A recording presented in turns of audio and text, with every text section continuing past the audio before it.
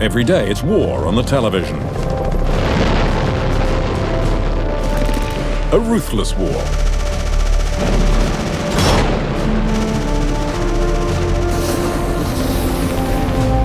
But a just war. A war to save us. We, the consumers, the victims of the crisis.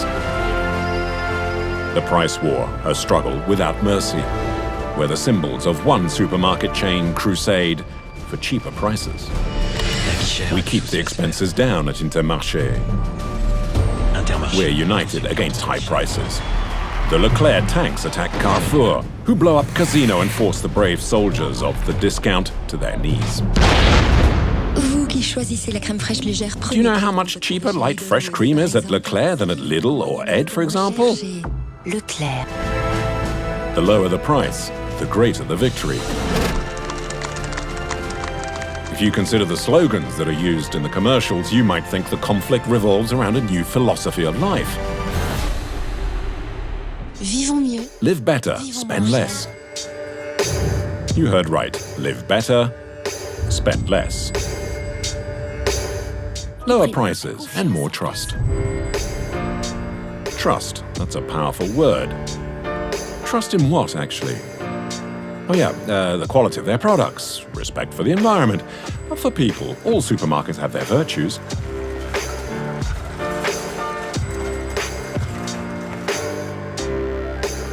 So follow us. Don't be scared. The consumerist miracle is just as unlikely as this food that's come from the four corners of the world. A globalized dish. It's the famous Christmas tomato, the strawberry you can buy in January, the Spanish cucumber, and Scottish salmon from Chile. Not expensive, but cheaper and responsible. Everyone comes here. Really? More now on the scandal of frozen food meals containing horse meat. You remember, surely. Findus, Spanghero, Picard. Romania, horse meat in the lasagna? You might have already forgotten that news, but it got to the heart of the matter. It's a Dutch broker based in Cyprus who negotiated the purchase of horse meat from a Romanian slaughterhouse. In the price war, it's the traders that buy and sell meat. Like petrol or gas, food has become a speculative commodity. It's the final stage where prices can be squeezed. Cheap beef, and if it's horse, well, that's fine. Society, in fact, considers it has a right to cheap food at low prices. And from that point, it's the workforce that becomes the adjustment variable. So you need a workforce that can be exploited at will. It's the workforce that pays for the low prices. The men and women you don't see. The people in Europe and elsewhere that feed us. Who do they belong to? Those hands that gather, pick, and dispatch. Those hands must have a face. The face of modern slavery and human exploitation. The abuse is hidden behind the main fruits and vegetables we consume every day in all seasons. Tomatoes, for example. You buy them fresh, in meat sauces, in ready-made meals, as a juice. Concentrated, conserved in tins, such as whole peeled tomatoes. Branded, Auchan, Carrefour, or sometimes labeled simply tomatoes. 70% of cheap tin tomatoes come from Italy. In particular, the area around Foggia in Puglia, in the south of Italy.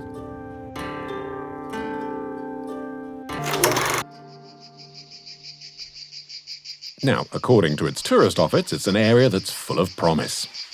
A night in the luxurious villa, belonging to this old lady who will prepare you a meal. You can easily cycle round the whole area, even the hills, for the day. Here, you're the king of the road. In the big city, you'd get a fine, but here, you can drive with your feet. Visit the old town at Castel del Monte, flanked by the bright blue sea. Up hills and down dales to a small church where picturesque and generous locals invite you to their wedding. It's paradise. But when we went to visit, we were a little disappointed. We're near Foggia, But this area is what the locals called a grand ghetto, in the middle of the tomato fields. It's October and at the end of the season. From spring to autumn, between 1,500 and 3,000 migrant workers live here. All of them pick the tomatoes. It's not easy to enter the slum. Senegalese, Malians, Ivorians, most are from West Africa and are ashamed of their living conditions and don't want to be filmed.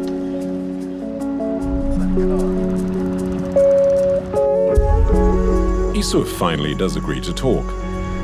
Age 29, he's from the Ivory Coast. It's 7 in the morning, almost too late to head off to work. We're working close by here today. It's just 20, 30 minutes away. That's why I'm still here. Otherwise, I'd have gone at 4 in the morning. The tomatoes are finished for this year. Issouf is now picking olives, fennel, or broccoli. To be able to live in the Grand Ghetto and set up your hut, you need to pay at least 100 euros each season to the landowner. This is where we're sleeping at the moment. This is the first blanket, the second, and the third. It's cold, and the cardboard huts don't really keep us warm at all. A plywood framework, walls made from cardboard, and plastic as insulation. And opposite Issouf's hut, welcome to the canteen. This is where we can cook. And where we heat the water for when we wash. In the cupboard there are a few vegetables, but not even one can of tomatoes. That's the sugar, but it's got a bit hard, you see? Look, it was powdered, but now it's frozen. Because it's too cold? Oh yeah. I never expected these problems coming to Italy. I never thought you'd find such terrible living conditions and hardships here.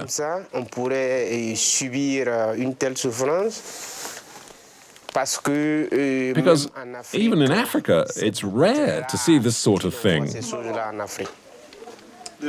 You mean as bad as here? Yes. The big ghetto here is worse than what you left behind in Africa? Yes.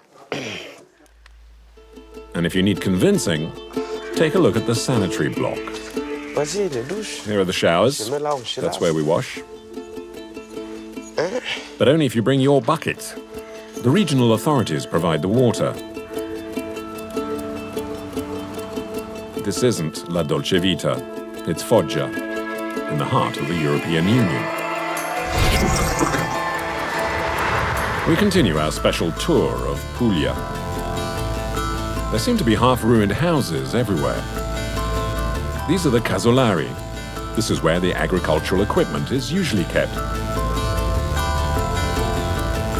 But on closer inspection, it's now where many migrant workers have set up shelter.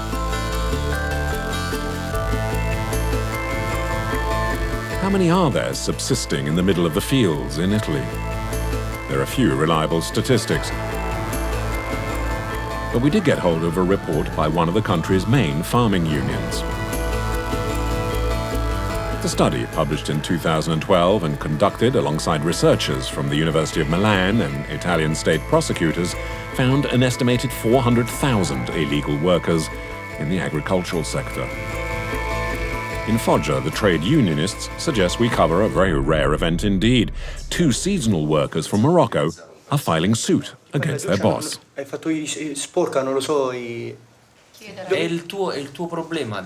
What is your problem? The problem is they paid me nothing. We worked for nothing. When I asked him for money, he told me, wait, we'll see about that later. tomorrow, the next day, the week after. What time did you begin work and what time did you finish work? We used to start at 7 o'clock in the morning. Then we had a 30-minute break at 1 p.m. for lunch and then finished at 4:30 or 5. 9 hours of harvesting a day. Nassim and Abdel worked for 3 months for Defeo, a large agricultural firm. They were paid €310 each, but Defeo owed more than 4 times that. They took some photos of themselves during the harvest, but they prefer to remain anonymous, as one of them doesn't have working papers. So who paid the wages? The corporal, the team leader. A corporal? Well, what's this about a corporal? The employer, the Italian owner, leaves it to these corporals. They go round looking for workers. They say, who wants to come and work? The pickers don't usually know which boss they'll be working for. They don't know how much they'll be paid. And they don't even know the hours they'll do.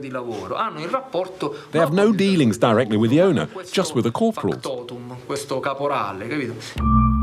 A corporal, like in the army. In the fields, in fact, it is a military-like organization. It's known as the caporalatos system, which has existed for centuries throughout southern Italy's farming sector. No corporal, no work. Adam is from Burkina Faso. In 2011, he was picking tomatoes near Lecce in Puglia.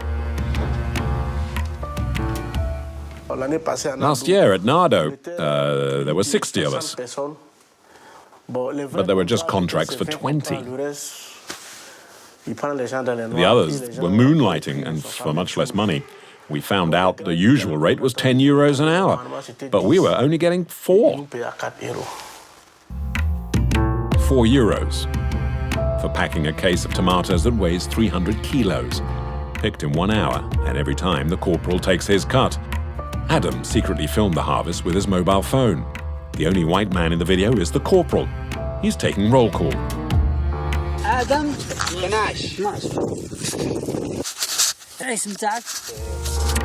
He's the taskmaster, the one who pays the workers and transports the troops. 8 crammed into a small van. It's not charity, it's profitability, as the corporal charges for all his services.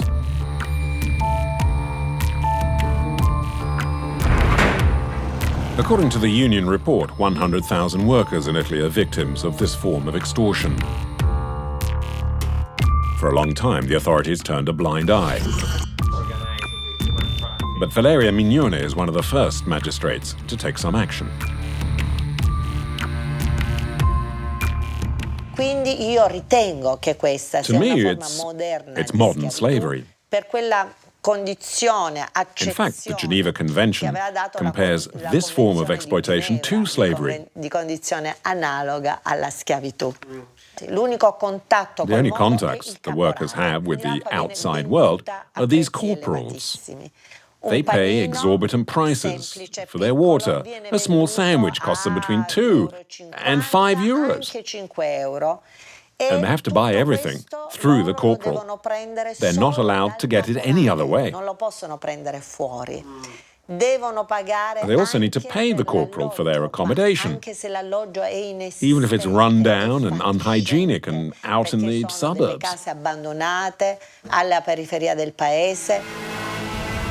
Last year, the state prosecutor broke up a network of human trafficking organized by the corporals. The video comes from the Italian police, as it discovers this immigrant workers' camp near Nardo, in the southern tip of Puglia. Men sleeping on the tarpaulins, or just in the rough. A 2-year inquiry involving phone tapping, when one morning, bingo, an Italian special ops police raid makes a huge bust. Intermediaries, corporals, traffickers, farming bosses. Altogether, 22 people are arrested. But the number of victims may never be known. Certainly hundreds of North Africans, Ghanaians, Senegalese, and Sudanese. The immigrants would deal with a trafficker, paying him around 3,000 to 3,500 euros for the journey. They'd be promised a well-paid job and working papers, of course. They'd arrive in Italy convinced they were there legally, having sometimes got into debt for that. But of course, everything was fake. Without legal employment, without papers, the immigrants are at the mercy of the network and can be exploited at will. Prosecutor Mignone orders the phone tapping of the suspected leaders for 3 months. In this recording, 2 farmers are referring to the immigrants as they would pack animals. Now this lot I'll wear out to the end of the day, like animals. So keep a fresh team for me, will you? And I'll see if they can do 400 or 500 kilos. Understood? Okay.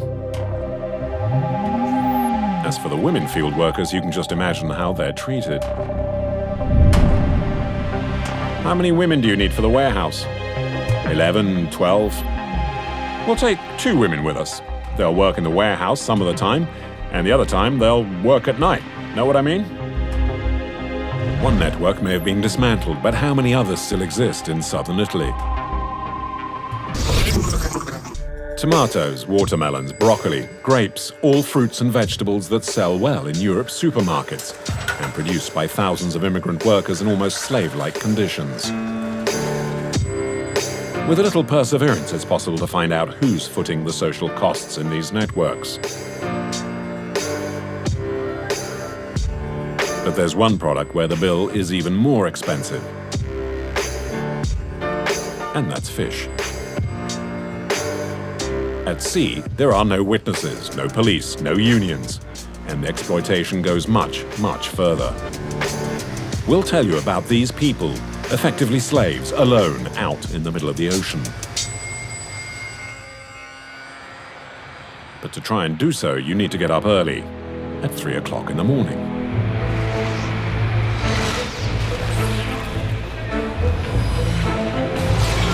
Rungis, near Paris, is the largest fresh produce market in the world. Building B4 is where the catch of the day can be found. 170,000 tons of seafood is handled here every year. In theory, you'd think these wholesalers are experts on fish. They know the names and surnames of each species, and of course where they come from. But we were somewhat disillusioned. To get to the truth, we used a hidden camera. I don't care where they come from. What matters are that I can sell them. Hello, how are you? Listen, I have a question about the prawns. Well, what's this, for example? Oh, those are great. They're wild. They're from the Indian Ocean. The Indian Ocean? Because I was looking just now, and it said East Central Atlantic. That one? East Central Atlantic. But isn't Madagascar in the Indian Ocean? Oh, is this from Madagascar? Yes, on the box, East Central Atlantic is clearly marked. Funny how you forget your geography lessons from school. The East Central Atlantic is here. Among those who've given the matter some consideration is the environmental NGO that's built a reputation for its shock tactics out at sea, Greenpeace.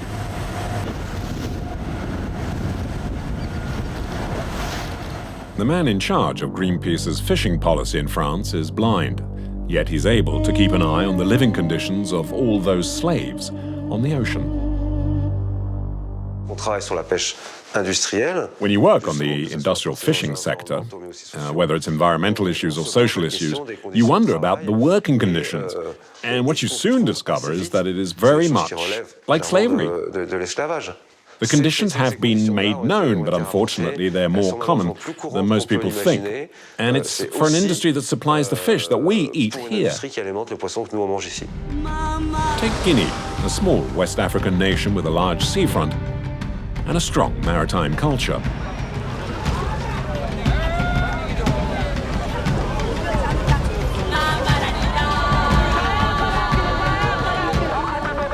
Conakry is the capital. The artisan fishermen of the port of Bulbiné set off every day into some of the richest fishing waters in the world.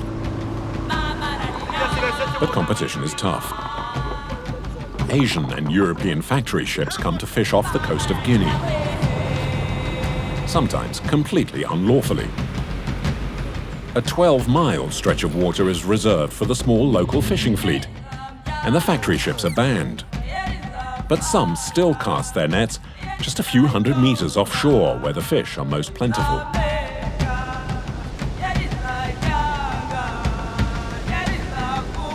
And in order to pillage these seas for a maximum profit, they flaunt maritime law, as they do human rights. EJF, a British NGO, has attacked these practices.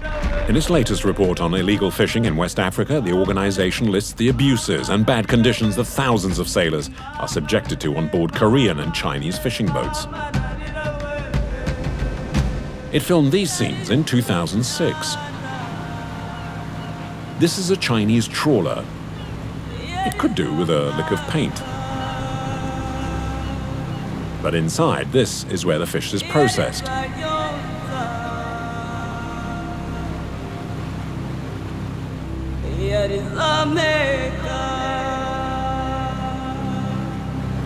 And these are the fishermen's cabins. Very comfortable.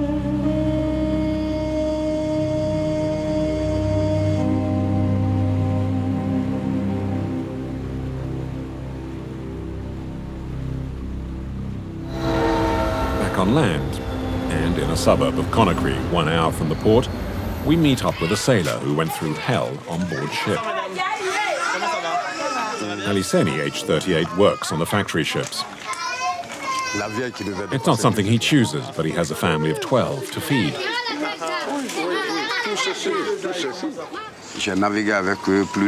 I've been on more than a dozen Chinese ships. It's the same thing in all of them. It's hard work, day and night. No Sundays off, no days off. And if you take a break, they just cancel your contract. On his last journey, he and his colleagues worked relentlessly for the 28 days they were out at sea. On the last day, after 24 hours without sleep and exhausted, he decided to have a rest. I refused to work. I went to my cabin to have a rest. My boss came to get me, and he warned me that they were going to beat me. The Chinese were going to beat me. They're often aggressive like that. They beat us with iron bars. That's how they keep control. And all that for a miserable salary. You only earn $200. What can you do with that? Look at all the children. I have 12 people to take care of. $200 a month, no pauses, no weekends, no breaks. We go to see the Guinea Fishermen's Union to find out more about life on the factory ships and listen to more eyewitness accounts. Frank Tunkara no longer goes out to sea. These days he manages the Fishermen's Union. He's in charge of the accounts and also registers complaints from members.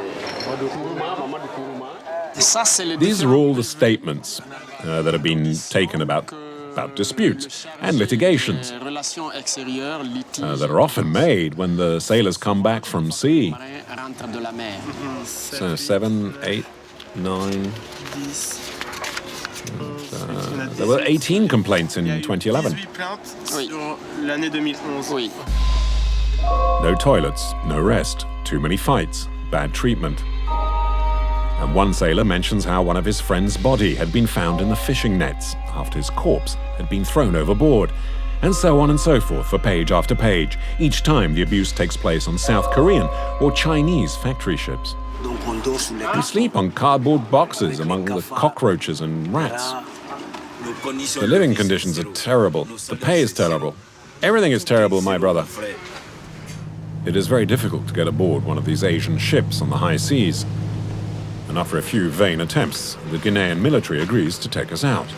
It's odd, but in Africa there always seems to be a French soldier somewhere in the vicinity. Man your posts. Clear the gangway. Come on, man your posts. In front of the cameras, the Guinean authorities want to show us that it's acting, casting off in fine style, a good wind, and pirates who'd better behave themselves.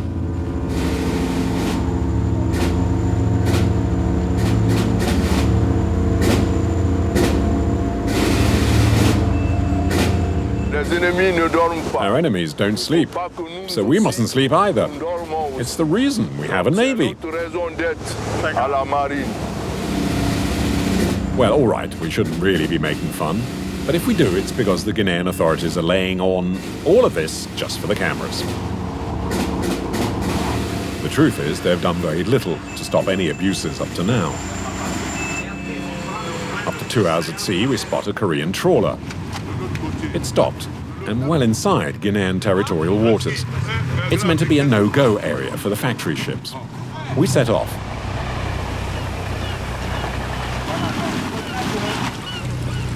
Once we're on board, the inspectors from the fishing ministry carry out some controls. To begin with, the South Korean captain claims he's got engine trouble. That explains his presence close to the shoreline in the no-fishing zone. We make the most of the situation and go look for the crew below decks. Whose cabin is this? One of the Africans. This is where the Africans live. Okay. 8 sailors sleep here in barely 5 square meters. Okay. Come on. Here's the kitchen. First sight, it doesn't seem quite as bad as on some other vessels, but it's still a long way from modern European and even South Korean standards. Korean boats are no good. I don't like them. Why? What happens? Well, the wages aren't enough. Well, how much do you get? $170. Is that good for you or not? No, it's not much. And there's no papers, no contract. Is this where they work? Can we go down and have a look? We don't have much time, and we go down into the hold. We have just a few minutes, but it's enough to see what's fished here off the coast of Guinea is packaged to make it seem it's from Korean waters. A nice sleight of hand. Because since 2007, Guinea no longer has the right to export its fish to Europe for sanitary reasons. There aren't the necessary facilities on land to ensure the fish stays fresh, as well as too many incidents of corruption among the authorities to guarantee the proper controls on the fishing boats out at sea. The fish caught here shouldn't make it to Europe, so its nationality is changed. We asked the captain where he hopes to send his real, fake Korean fish. Fish here, Europe. How do you send it to Europe? Fish, how does it go to Europe? Europe. The Spain. Español. Las Palmas. Las Palmas. Okay. On the box, the stamp, CORF 181. It means it's EU approved and authorizes the Korean boat to deliver its fish to Europe. Getting Guinean fish into Europe is a tried and tested procedure. Refrigerator ships come to pick up the cargo that's often being caught illegally close to the coast. It's known as transshipment, and it's also illegal. The refrigerator ships set off immediately to the Spanish port of Las Palmas in the Canaries, and a port of entry to the European Union. Here we are.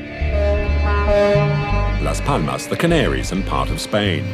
We notice an official chart from the port authorities. It shows the comings and goings of 3 refrigerator ships in 2012 between West Africa and Las Palmas. By our reckoning, they would have delivered at least 35,000 tons of fake Asian fish to these warehouses. Lianrun and Haifeng, both Chinese ships, and the Seta 73, Korean.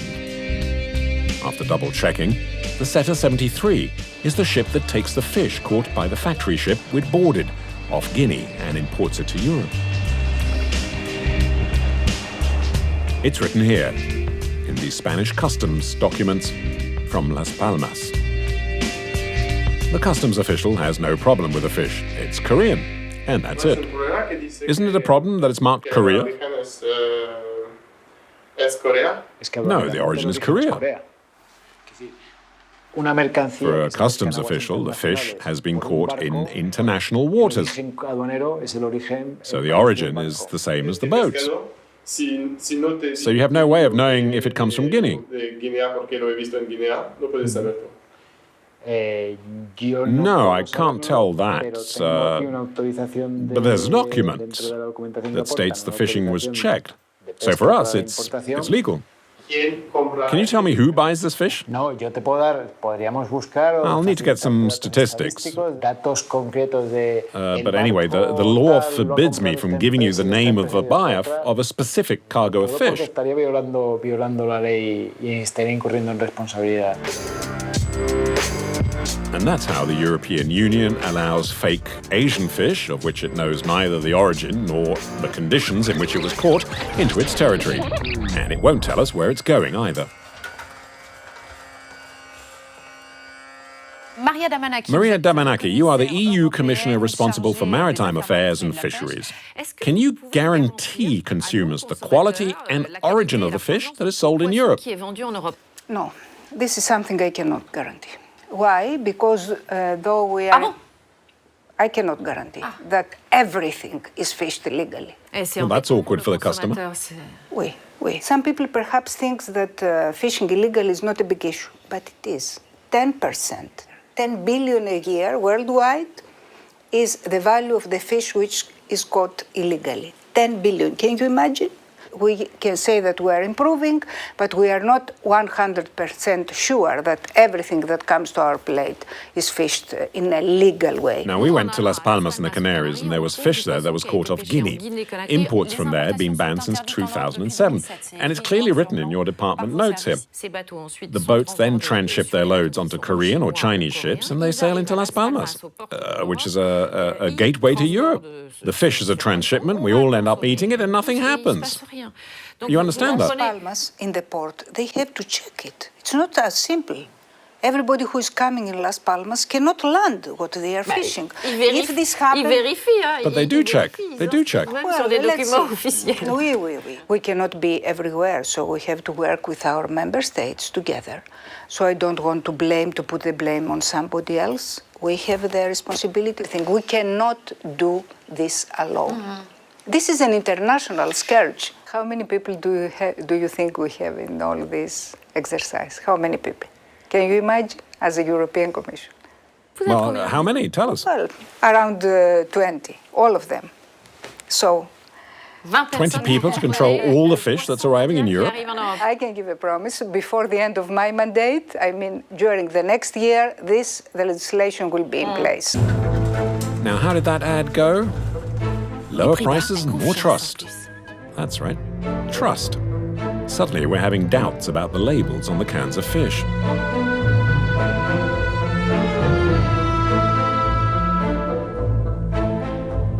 Maybe now you'll understand why we journalists sometimes have to go shopping with a secret camera. Supermarket signs means we don't often have to rummage about on the shelves to find what we're looking for. All the wonderful products are well presented and well lit, and sometimes prevent us from seeing the important things. Like exploitation of the workforce, and from there, it's sometimes a short step to exploitation of an entire region. Take the banana. We eat it all year round.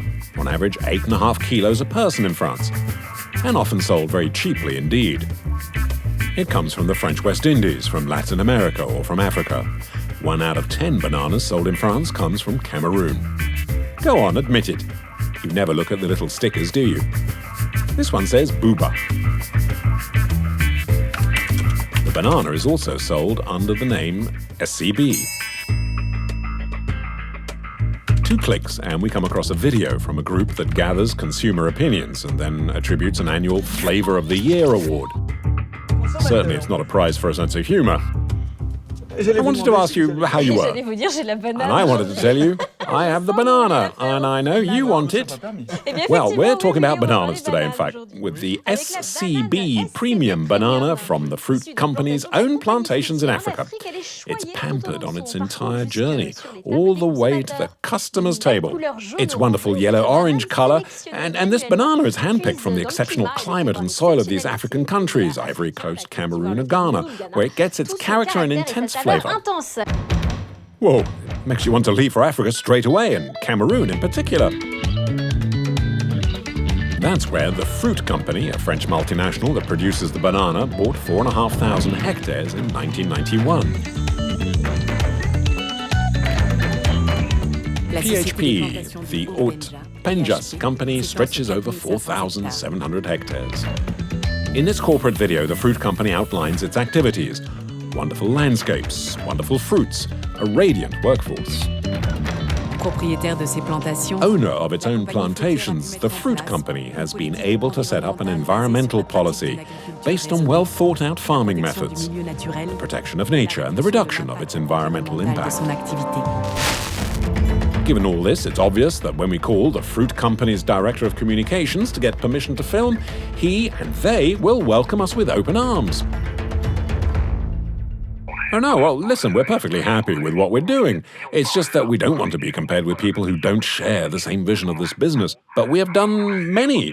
We do many, as you can see on our website. We just don't want to get into anything controversial. Controversial? No permission to film? Well, that's just making us more interested. Flitting about on the internet, we find an extract of a report drawn up by FADENA, a Cameroonian NGO, in 2010. For 3 years, and with the support of the United Nations, FADENA states it had studied the impact on the environment and health of the use of pesticides in the region where the Fruit Company operates. Only a resume of the report is available, but has the link between chemical products and the number of illnesses among the local population been properly established. The main illnesses linked to the use of pesticides in the region have been identified. The results are available in one country, Cameroon. And we told you about not trusting appearances.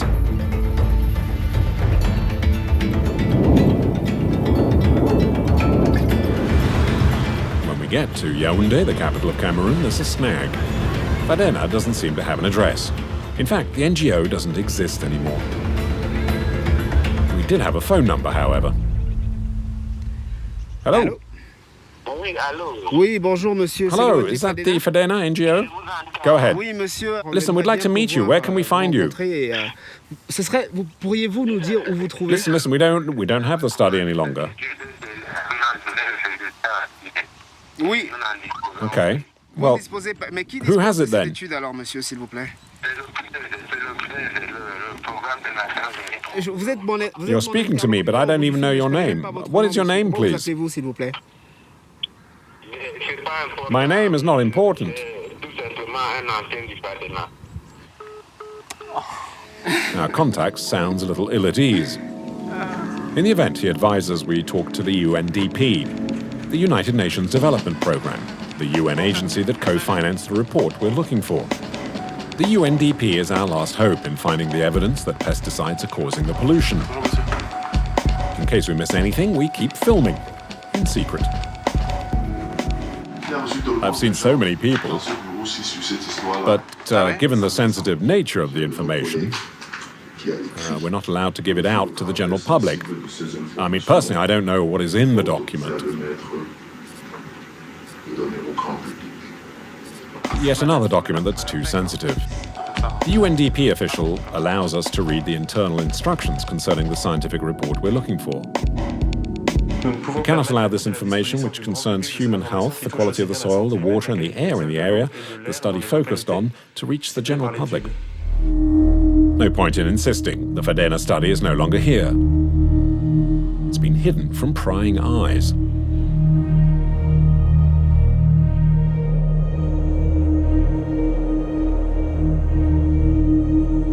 So there's no way to find out more about an eventual link between the use of pesticides and illnesses among the people living near the banana plantations in the Njombe-Penja region. The area is a stronghold of PHP, the Cameroonian subsidiary of the Fruit Company. To talk about pesticides that are used in the plantation, we meet up with someone who still works for PHP and who prefers to remain anonymous. As we drive through the plantation, we give him a list of chemicals used to boost plant growth that have now been banned in France. To start with, these are fungicides. Do you use any of them? Yes, we use Bravo 720 SC. Bravo was withdrawn from the French market in 2010 as being potentially carcinogenic. Ditane? Titan causes irritation to respiratory passages and was removed in 2007. Manzat 75, we still use that. Manzat 75 was also withdrawn in 2007, and it also irritates respiratory passages and pollutes water. Ciganex. Ciganex has not been sold in France since the year 2000. Its toxic effects are still uncertain. You realize that all of these products that have been banned in France and some for many years, that's not right, is it? Well, it's no longer used in France because it was estimated to be a health hazard. These pesticides are still permitted in Cameroon. According to our witness, PHP uses them on their plantations. On its internet site, the company claims it respects the laws of Cameroon, France, and the EU. What the locals are particularly unhappy about are the methods used to spray these chemical products, not just on the ground, but also by plane, crop dusting, as this recent video shows.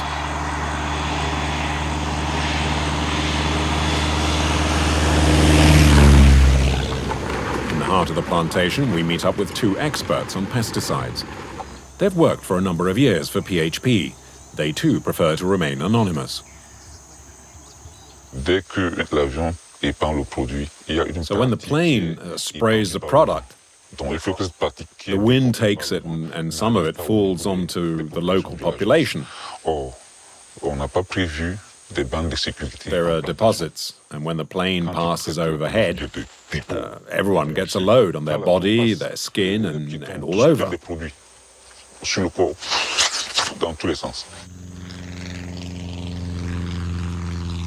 The name of one village in the plantation, where the inhabitants complain of regularly being sprayed by the crop dusters, is Buba. It's the same name given to the banana that's for sale in Europe's supermarkets. The house is very close to the bananas. Yeah. When they pump, we always suffer of the medicine. It comes into the camp. So as we don't have any means, we only manage with them. Chemicals. The chemicals come into the camp.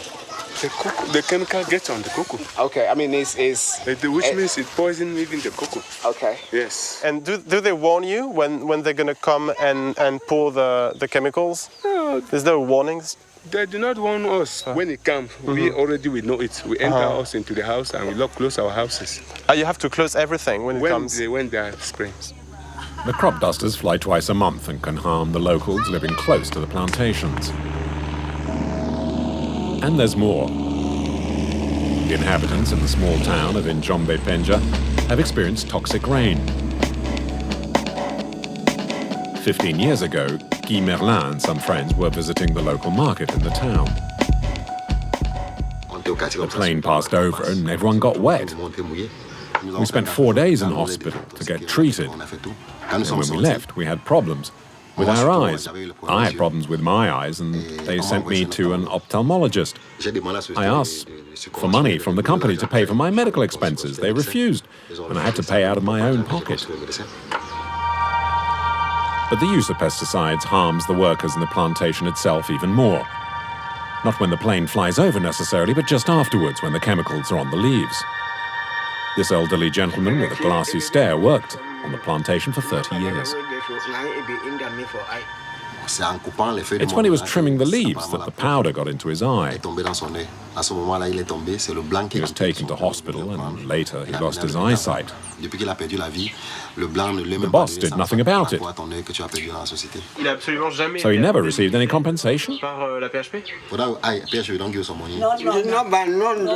not a cent. The banana helps us, but it can also destroy us. It's a poison chalice. It's no good for us. It's not the only such case.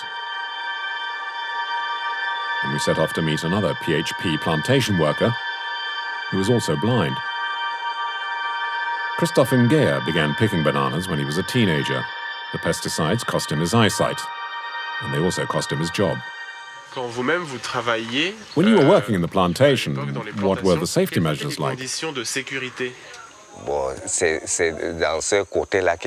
There were no safety regulations or measures. There was no equipment. The product would choke us, but we didn't take it seriously. We washed our eyes out in water.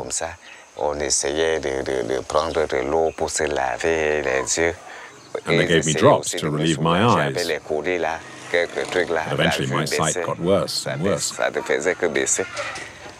And what about when it got even worse? Well, they fired me. I hope to be cured, but I put myself now in the hands of the Lord.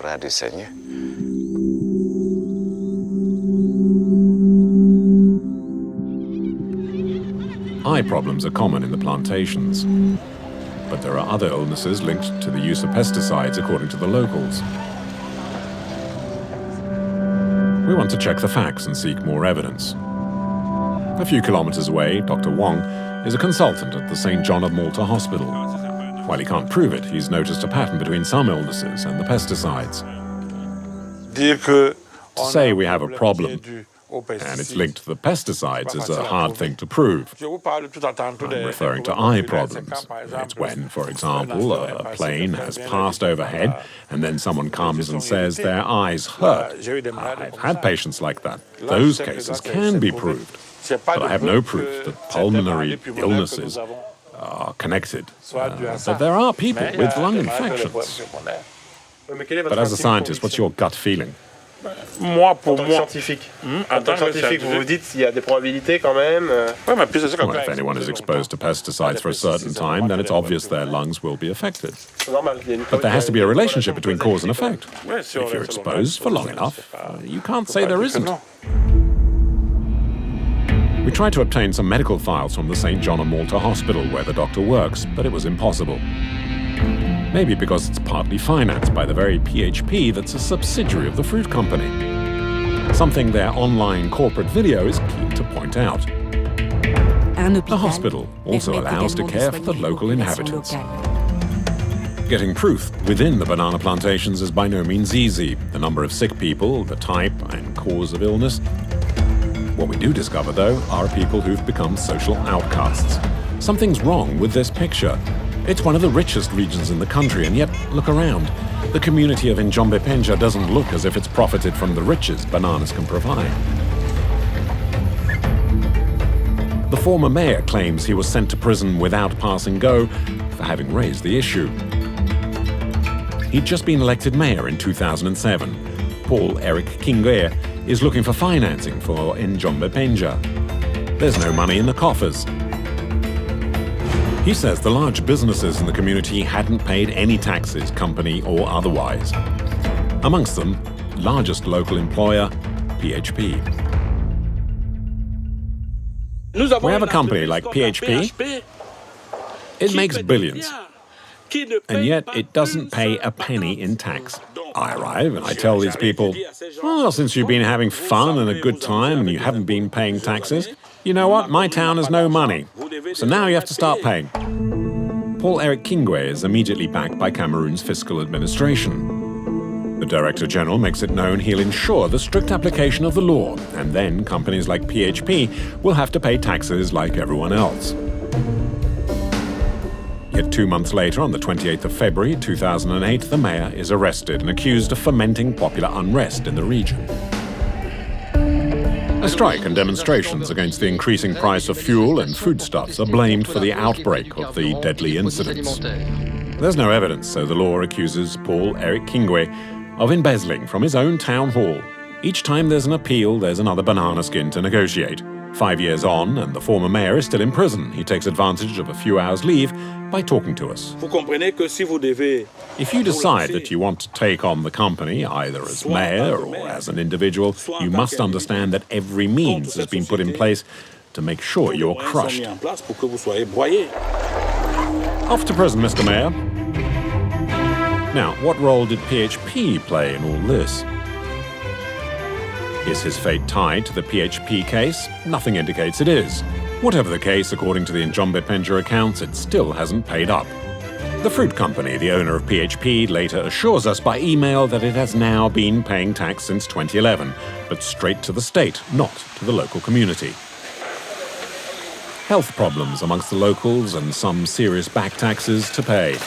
If PHP manages to go on cultivating bananas easily, it's because it's been cultivating good relations with the Cameroonian authorities. By way of example, the offices of the local MP, Ndono and Mbanga, are on PHP property. And incredibly, the Member of Parliament is also the Director of External Relations for the company. As we didn't get permission to film, we do what we usually do in these circumstances, which is to hide the camera and film in secret. You're an MP, you work for PHP. Isn't that a combination that might intimidate some of the people around here? Because you're the MP and people will think they won't get far if they come to see their MP to complain about PHP? If people say PHP does this or PHP does that, I listen. And then I find a solution, a fair solution. It's about keeping a good neighbourly relationship with the local inhabitants. And sometimes I even stand up to PHP on behalf of my constituents. Normally one might call it a conflict of interest, but the MP isn't the only one. Let's just recap. So he's the Director of External Affairs for PHP, and another MP is currently the Chairman of the Board of PHP. His predecessor also held the same post and was Minister of Commerce at the same time. People's representatives who actually work for PHP, a well-established network that extends as far as Paris. Well, who wouldn't like to play with the grown-ups at the Élysée Palace where the French president lives? Today, Paul Biya, the president of Cameroon, has come here in the guise of travelling salesman. After his meeting with President François Hollande and all the ceremony of state, we ask him a few questions about the links the Cameroon government has with the French banana company. Mr. President, one question, please, about bananas. We saw some serious problems, including health problems and social issues, relating to the activities of PHP, the fruit company in Cameroon. Could you explain to us why your government doesn't do anything about it? The government has a lot of problems to deal with. But to get into the details, I've brought along the Minister of the Economy. We haven't ignored these problems, and they're part of what we're trying to resolve. But there are social problems, there are health problems that have been raised down there, and yet the people are complaining that the state has done nothing for them. What can you tell them? These problems will be resolved, sir. Well, who can we talk to? A driver? A guardsman? He avoided that banana skin. How about the guy with the sunglasses? We fix an appointment for the next morning. Somewhere he can answer our questions. The Pavillon Gabriel, just a few steps from the Élysée Palace. Cameroon is being honoured here, and big business from France and Cameroon is gathered. A petit four in one hand and champagne in the other, a flurry of exchanging business cards. We soon spot Jean-Christophe Hidsik. He's representing the fruit company. He's part of the official delegation of Cameroon. Hello, sir. Wandril Lanos from France 2 Television. How are you? Can I ask you a couple of questions? I'd like to talk about bananas in Cameroon. I'm really quite tied up, actually. Maybe I can find someone for you. But you represent the fruit company, unless I'm mistaken. I work with them, but I'm not familiar with all the issues. Let me find someone for you. Truth be told, it would be better to find someone else. But despite insisting, the fruit company refused to be interviewed. At a time when there are more and more labels, the guarantees, the promises that are made to us, the customers, let's keep our eyes open. And let's ask ourselves, if sustainable businesses exist, doesn't that mean that unsustainable businesses also exist?